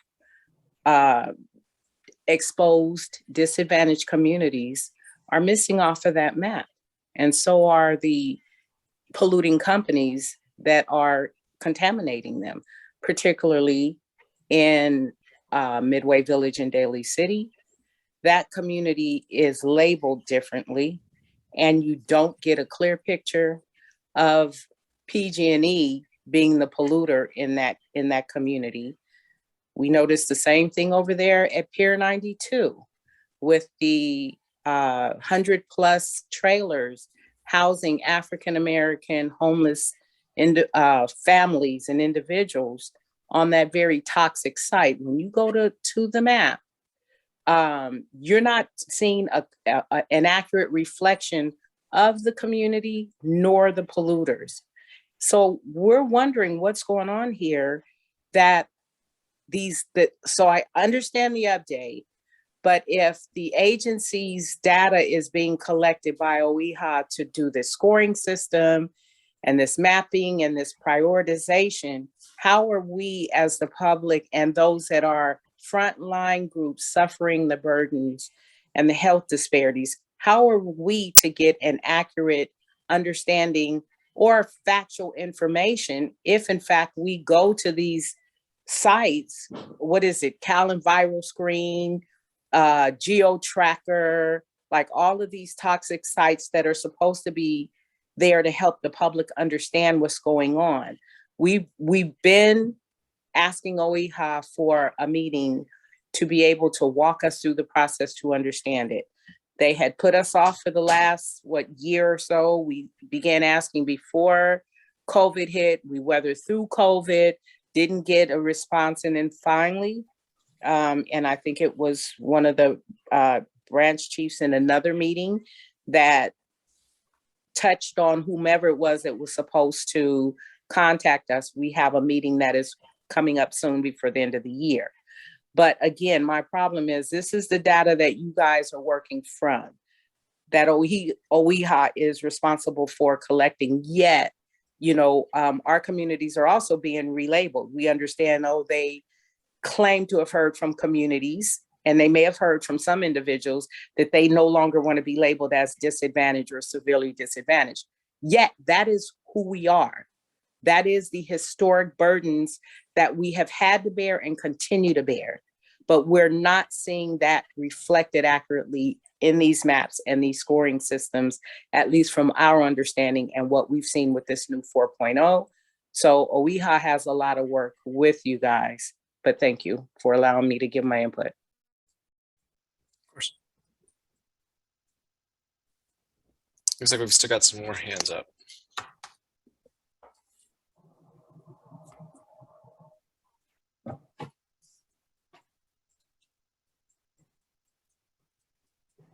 I think Miss Margaret is next.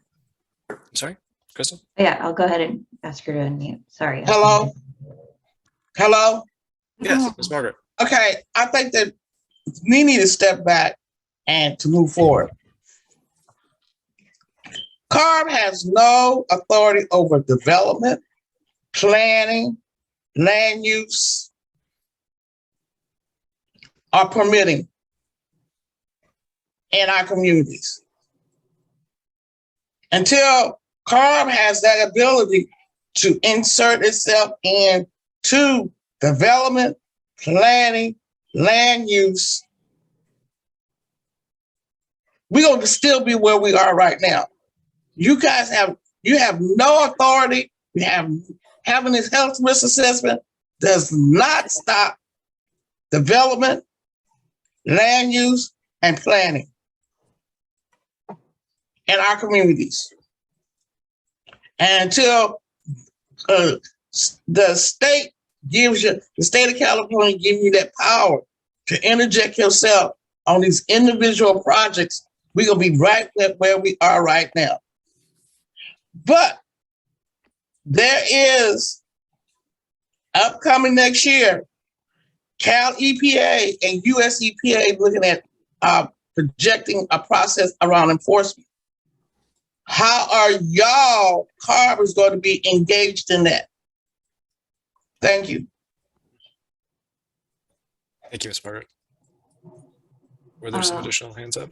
Yeah, we have a few questions. We have a question from Mark for John. Could John talk about how to best overcome the challenges in getting OEHA to evaluate toxics using the experience of TBAC exemption, allowed by South Coast and requiring that South Coast and not the community request the evaluation? Okay, I'm not quite certain I'm getting the question because I know that we had developed a cancer unit risk for terbutyl acetate or TBAC that is used in the hotspots program, and the districts can also use it for additional regulations they have. They're not, to the best of my knowledge, required to use them in those other programs, but you know, speaking to how we is going to deal with the air districts on that, I'm not, if I could get a clarification on that. Sure, John. You folks prepared that evaluation at South Coast's request when they were developing a rule that had an existing exemption for terbutyl acetate, which was providing an incentive to use it.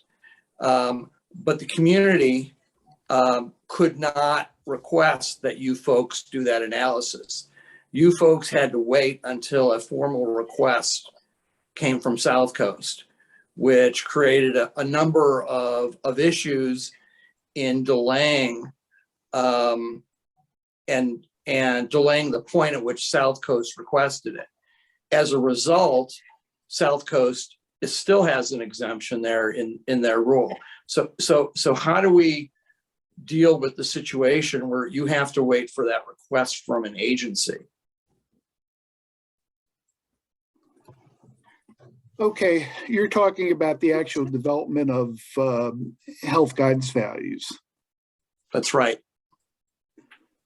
Okay, you know, AWEA would certainly entertain requests for development of health guidance values for different chemicals. My only caveat with that is eventually, you know, we're not a very big department. We don't have a vast number of people working on this. So if everybody, say if we got requests for 200 chemicals a year, we quite frankly wouldn't be able to meet that. So, I mean, and actually what strung TBAC out for a while was the fact that it was done, the cancer number was generated on an informal basis. Eventually it wound up going into the hotspots program, which takes time because you're talking about public comment and external peer review. So, you know, and as far as what South Coast is doing with that cancer number is out there. It is enforced in the hotspots program. I think talking about what AWEA can do to get the air districts to use the hotspots health guidance values and other programs is kind of beyond the scope of this, you know, what I can address.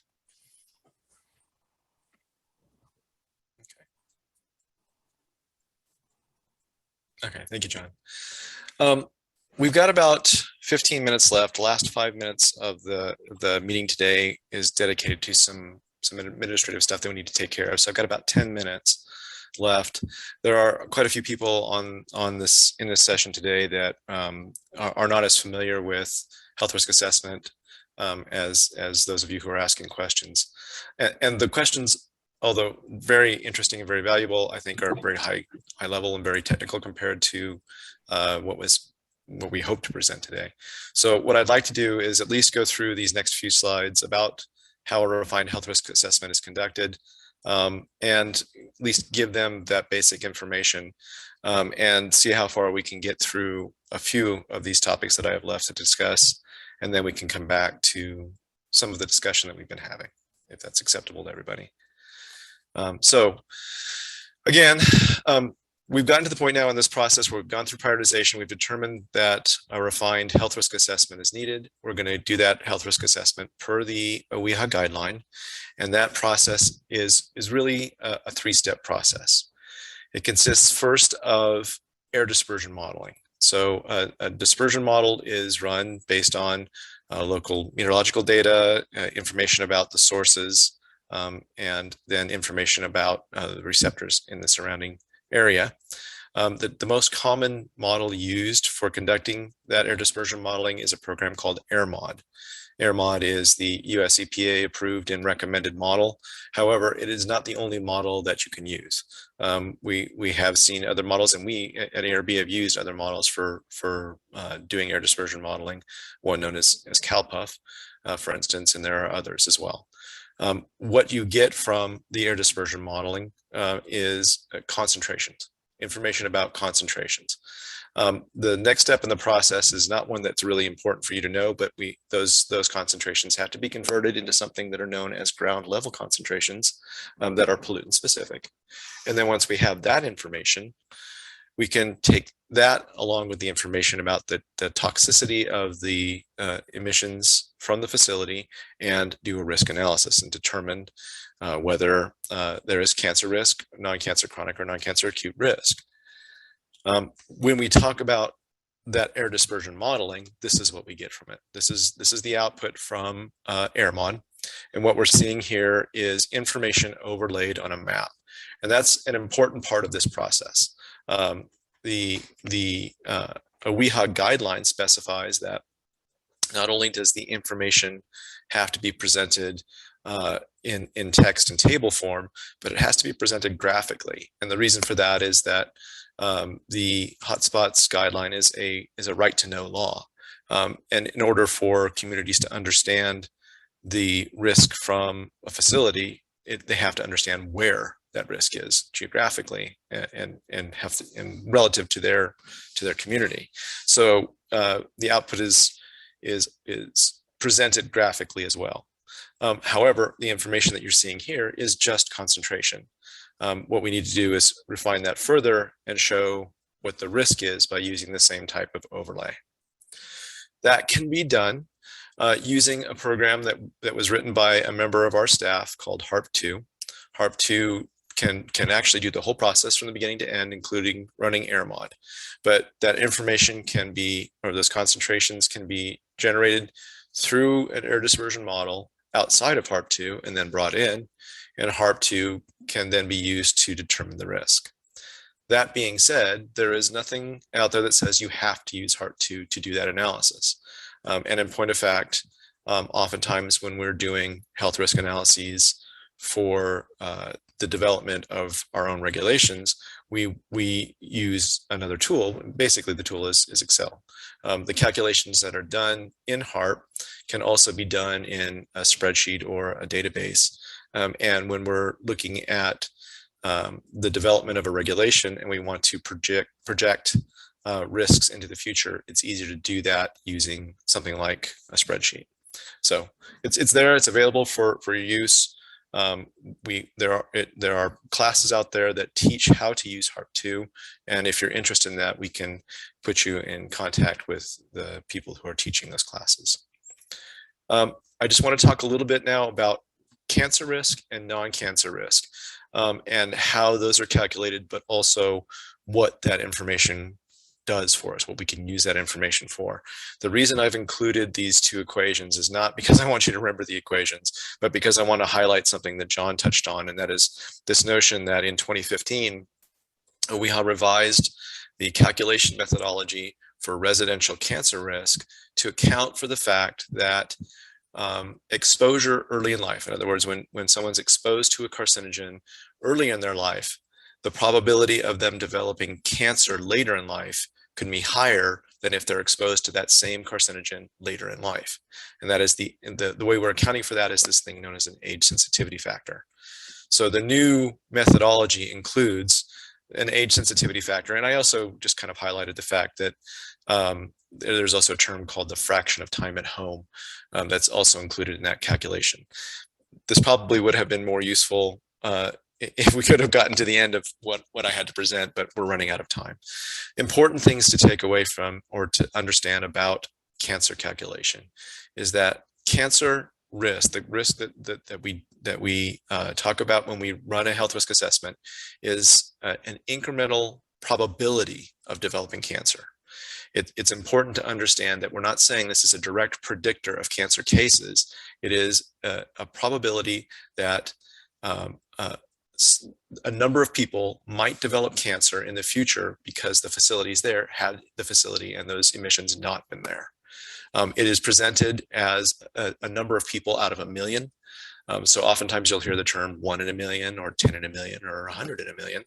What we're referring to is this probability that that number of people, say 10 in a million, 10 people out of a million would develop cancer because of the presence of this toxic compound that they have an increased chance of developing cancer that they would not have had the facility or that toxin not been there. It is based on conservative health protective assumptions. And the reason for those assumptions, and there are assumptions built in throughout the methodology and also when we refer to those reference exposure levels and cancer potency factors, because there is inherent uncertainty. And this goes back to what Joe was talking about earlier. There is a good deal of uncertainty built into this process. And the way we deal with that uncertainty is to err on the side of health protective assumption. We try to make those as health protective as possible. Again, the point of this tool is not to say this is what we expect in the way of cancer risk or non-cancer health impacts in the future, but it's to give us a number that we can compare to a threshold. The reason I'm making that point is, as several of you have said so far, your role as advocates can be many. There can be many roles. Excuse me, I'm being very inarticulate. First, you can scrutinize the health risk assessments themselves to see if they were done correctly and if all the assumptions were truly representative of what's going on. But there are also other places where you can advocate for change. One of those is the tool itself, and we've already touched on that. The other is those threshold values that we're comparing these results to. We use these values, but there's nothing saying that we have to. And you as advocates can advocate for changing that, for changing the threshold value of 10 in a million, for instance. If a facility is required to reduce their emissions of toxic compounds because they've exceeded a threshold value of 10 in a million, is that the proper value? Should it be lower? That's another place where you can concentrate. And that going back to Jane's point, is a policy decision and not a scientific decision. So that notion of those threshold values is another place where you can advocate on behalf of your communities. Okay, I'm going to go through this really quickly because we're so running out of time here. Chronic and acute cancer or risk, is non-cancer risk is calculated slightly differently. We have values that John referred to and we've talked about known as reference exposure levels. These are levels below which we expect not to see any adverse health effects. So we take that concentration that you saw coming from the model, the air dispersion model, divide that by the reference exposure level, and we get a unitless number. If those two numbers are the same, then we're going to get a 1. So that's where this notion of being one or less comes from. If you've heard that before, we take this hazard index where we concentrate on the non-cancer acute and chronic health effects, and compare it to those standards. One important difference is, while with cancer, we do not differentiate types of cancer. With non-cancer risk, we do differentiate the affected organ groups. So you're going to see hazard quotients and hazard indices being specific to an organ group. But in any case, we want those to be less than 1. One thing that can be true, which you may find if you're interacting with your local air districts, is if that value is exactly 1 or greater than 1, the air districts do have some leeway in still allowing the permitting process to continue because of the way the RELs are developed. There is a fair amount of protective fudge factor, for lack of a better term. John, I'm sure you probably didn't want me to use that term, built into that. In other words, there's an offset that's even more health protective when they created that value. So if a number is exactly at 1, it may not necessarily mean that there's going to be adverse health effects. And I apologize to the Spanish translators right now because I know I'm speaking quickly. We have 5 minutes left. There's a fair amount left that I have in my presentation, but I'm going to stop right now. And we may have to follow this up with a second presentation, a second session where we can cover the remainder of what we had here to discuss. So I'm going to actually ask both Crystal and Amanda if you guys want to take care of the administrative stuff that you talked about before right now, because I don't think I can cover much of what I have left in the next 5 minutes. Yeah, no, thanks, Matt. And we knew this was a lot, and we didn't exactly know how this conversation would go. So I guess I want to thank everyone for coming today and starting this conversation with us.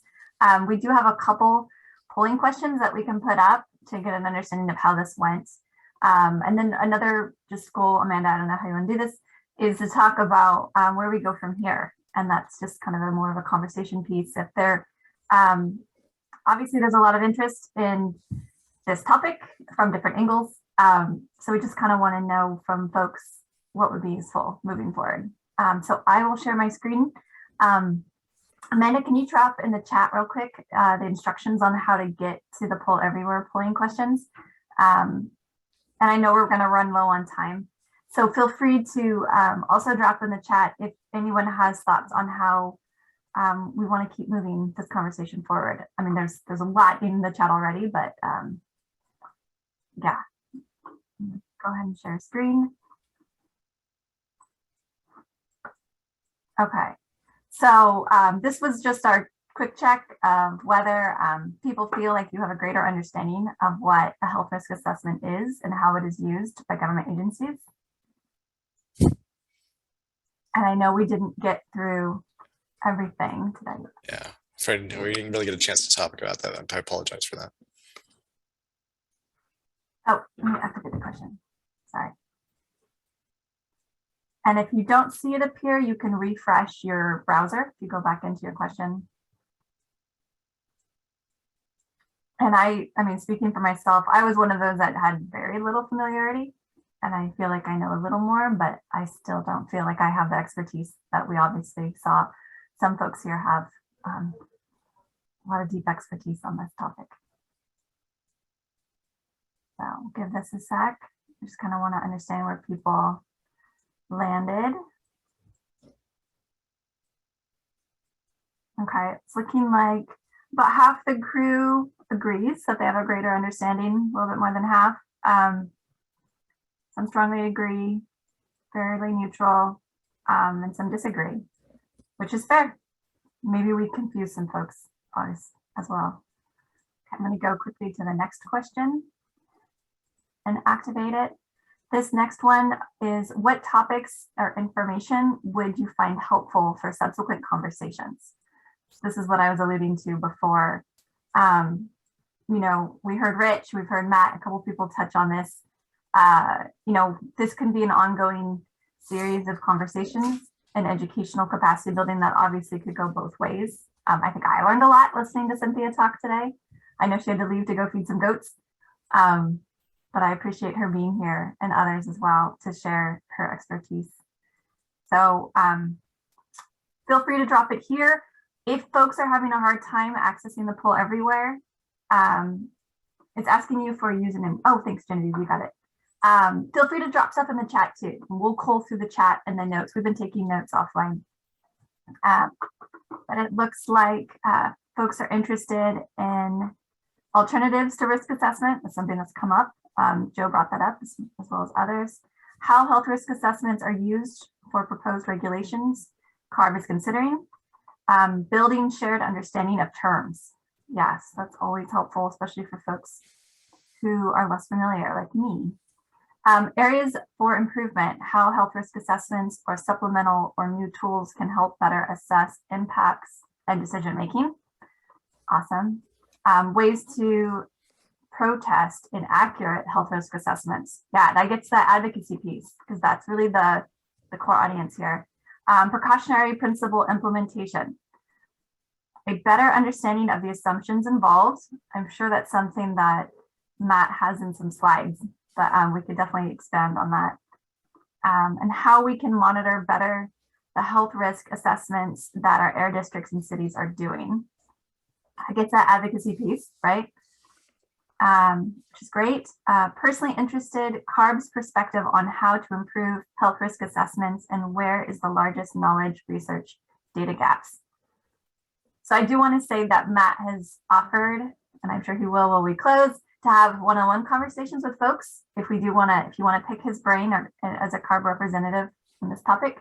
But we also could obviously build that into future conversations as well. Okay, I'm going to move to the next one.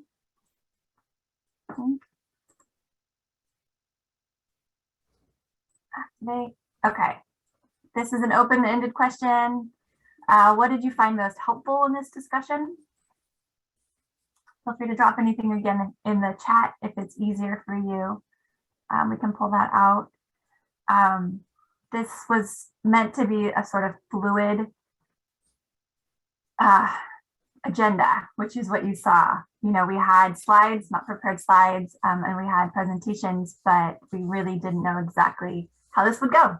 So what worked well in this conversation? What would we build into a future session? If anything, I'm not seeing answers come in yet. And feel free to drop it in the chat. I don't want to keep you guys too far late though. So I'm going to move us forward to the next question actually. Which is sort of the flip side of that is what would you like to have heard in this discussion? Is there anything? And I know there's stuff again in the chat that we can pull out that would answer this question. If there's anything here. We're running low on time. Oh, perfect. Okay, so Amanda's dropping in the chat a link to a survey, which you could also answer this question because I know we've unfortunately sort of run up against our 5 o'clock hour and I don't want to keep folks over. So let me go ahead and actually just stop this then. And let's do some, oh. We just got some answers. So, sorry. Real quick. We just got a couple answers just came in quickly. What would you like to have heard? More ways to change how health risk assessments are just. Announce that CARB seeking to redo role of health risk assessments. And folks would have liked to have heard what kind of health data as well as pollution data seems to be frequently missing, not allowing for a full picture. Yeah, this gets to Matt's point about that it's only as good as the data that goes in. So that what's missing could be a future conversation. Okay, thank you, everyone. And I'm gonna hand it back for closing comments. Okay, folks. I just wanted to point out that our contact information is in the very last slide. So if you have the slides, you have our contact information. I am more than happy to talk with anyone and respond either by phone or text or email to questions you may have. Amanda is our engagement outreach person. So if you have interest in this topic and want to see more about it or other topics, please feel free to contact her. John, I'd like to thank you again for being here and answering questions on behalf of OWIHA. John's contact information is there. So if you have specific questions that have to do with health values or anything else, that would be appropriate for John to answer, his contact information is there as well. So Amanda, do you have anything more that you want to do to wrap up?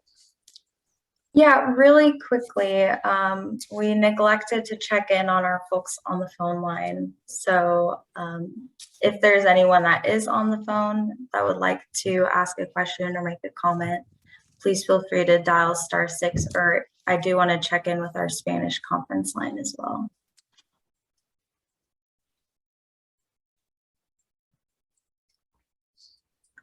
Okay, and then additionally, I do have the presentations posted, and I'll be putting together a general follow-up email that will have the recordings.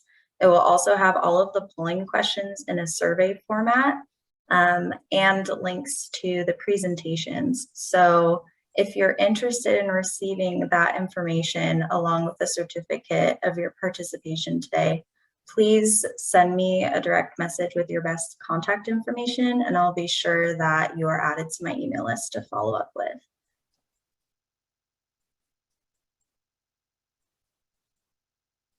And that's it for me, Matt. Thank you. Okay, sounds good. Rich, was there anything more that you'd like to say before we wrap up? Just that I thank everybody for coming here and being direct and frank with us. About health risk assessments, and just it's clear that there's some additional discussions that we need to to have, and so we'll be trying to get those moving forward sooner rather than than later. As we get into the top of next year, I know we're kind of at the end of our time for this year, given just where we are on the calendar, but I did appreciate the discussion. Lots of things to think about and consider, and so I just want to thank everybody for that. Okay. Thank you, Rich. Appreciate it. As I said before, we're going to be trying to schedule additional sessions of this kind in the future, and I'm assuming we can set out the same kind of email to contact you and let you know that those are happening. Also, you can keep an eye on our website. Is the EJ blog a good place for them to look, Amanda, for that information? Okay, the EJ blog, it's on the last slide of our presentation. That link will take you there, and you can see if we're intending to hold additional sessions to discuss health risk assessment, certainly to cover the information that we weren't able to get to in this session. So thank you again, everyone, for participating. Thank you for the discussion, the lively conversation. It's valuable information to us, and we hope to keep having these same kinds of conversations in the future and move forward with this topic, make improvements where we can. So thank you again. Anything more, anyone? I'm not sure, Jane, is your hand up? Is that a relic, or do you have a current thing you want to say? Yeah, my hand's been up for a long time. Improvement would be good, but it is very disheartening. This is not science. These health risk assessments now are political statements, and they have nothing to do with reality. I've asked CARB and I've asked South Coast to change the ETO reference levels, right? Because the IRIS assessment of ETO now is 5 years old. So you guys can't get that done. How can you with a straight face sit here and tell like 54 advocates on here that like you are scientists and health risk assessment is a science when you're using numbers that are completely outdated for one of the most toxic, hazardous air pollutants? So I don't know, it's just really, it's Orwellian. I feel like I'm in 1984. it's like you guys are, you know, I don't know. I really think you need to try to really hear what we're telling you. Risk assessment is dead. No one in the advocacy community pays any attention to these risk assessments. They know that they are a captured spy. Torture it long enough, it'll tell you anything. So like really coming to grips with the fact, like, don't keep trying to perfect the horse and buggy. Get a Tesla Model S. Update the science. Don't just keep hanging on to something that doesn't work. So that's my one statement I want to make. So thanks for the presentation. Thanks for all your hard work. Look forward to future engagement and hope we can come up with something better. Improvement would be good. Thank you. Thanks. Okay, and like Matt said, we'll hang out for a couple minutes, but feel free to go. We'll pause or turn off the recording, and thank you everyone for your time today. Happy Tuesday evening. Thanks all. Thank you all. Have a great Thanks, night. everybody. Thank you, everyone. Thank you.